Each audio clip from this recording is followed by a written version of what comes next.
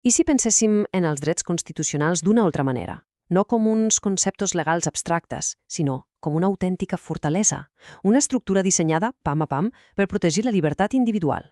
Doncs bé, avui el que farem és analitzar els planos d'aquesta fortalesa. Aquesta és la pregunta del milió, oi? I la resposta la trobem en un conjunt de garanties que s'han anat construint al llarg de la història, que actuen precisament com els murs d'aquesta fortalesa, els drets constitucionals. Com és d'imaginar, aquesta fortalesa no va aparèixer del no-res. És el resultat de segles de lluites, de debats, de pensament filosòfic. Per entendre-la bé, hem de veure com es van anar col·locant les primeres pedres. I per fer aquesta anàlisi ens basarem en aquesta guia d'estudi. L'objectiu és agafar tota aquesta informació i transformar-la en una explicació clara, directa, que tothom pugui entendre, utilitzant les diapositives per il·lustrar cada punt clau. Aquest camí, com deia, comença fa segles, des de la petició de dret anglesa, allà pel 1628, passant per la Revolució Francesa, que ho va canviar tot, fins a la Declaració Universal dels Drets Humans després de la Segona Guerra Mundial. Cada pas va ser absolutament crucial per arribar a constitucions modernes com la del 78, que al final recullen tota aquesta herència. D'acord, ja coneixem els fonaments històrics. Ara explorem l'interior d'aquesta fortalesa. Els drets se poden classificar en diferents categories. Podem imaginar-les com si fossin les diferents habitacions i muralles que ens protegeixen. El nucli de tot, el cor de la fortalesa, són els drets personals. Aquests protegeixen l'esfera més íntima de cadascú, el dret a la vida, a la intimitat, a la llibertat, garanteixen que ningú, ni tan sols l'Estat, pot entrar en aquest espai privat sense una causa molt i molt justificada. Després tenim els drets polítics. Aquestes són les eines per participar en la vida pública. Són els que permeten expressar opinions, organitzar-se i, en definitiva, controlar el poder. Són, vaja, la base de qualsevol societat que es digui democràtica. I, finalment, tenim els drets que asseguren les condicions materials per a una vida digna. Perquè, pensem-hi, sense accés a l'educació o a una feina justa, els altres drets podrien quedar en paper mullat.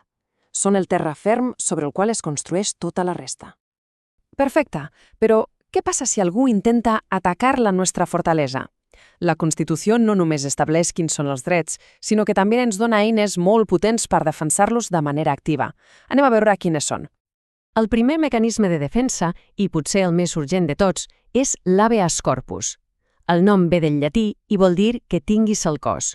És una ordre directa, immediata, per evitar detencions il·legals.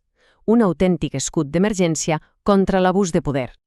El procés està dissenyat per ser rapidíssim. En el moment que s'allega que una detenció podria ser il·legal, s'activa un mecanisme que obliga les autoritats a justificar el que han fet davant d'un jutge i a fer-ho sense cap mena de demora. El punt clau, per tant, és la immediatesa. D'acord. I si la vulneració no és una detenció, sinó un altre tipus d'acció per part de l'Estat? Doncs aquí entra en joc el recurs d'empara.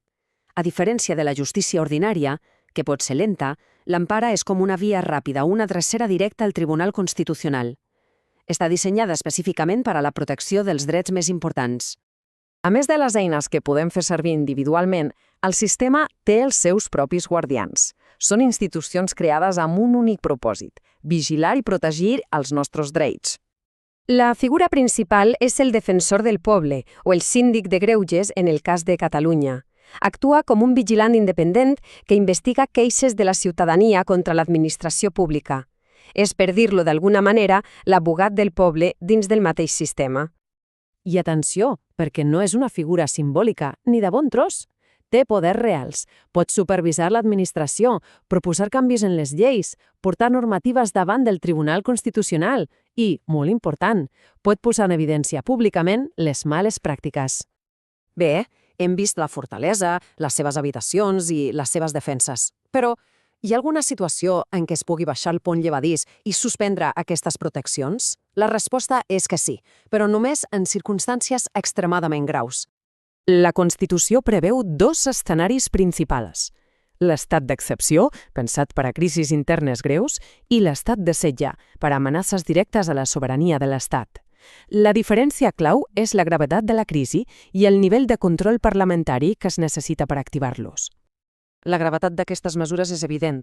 Durant un estat d'excepció, alguns dels drets més fonamentals poden quedar suspesos temporalment. La detenció pot allargar. Es pot entrar a domicilis o intervenir comunicacions amb menys controls. És una mesura dràstica, clarament, per a una situació desesperada. I tot això ens porta a la reflexió final. Conèixer aquests drets i els mecanismes que tenim per defensar-los és el primer pas. És fonamental. Però mantenir la fortalesa intacta requereix una vigilància constant per a part de tothom. La pregunta que queda a l'aire és: què més cal per a garantir que aquestes proteccions siguin sempre efectives i reals?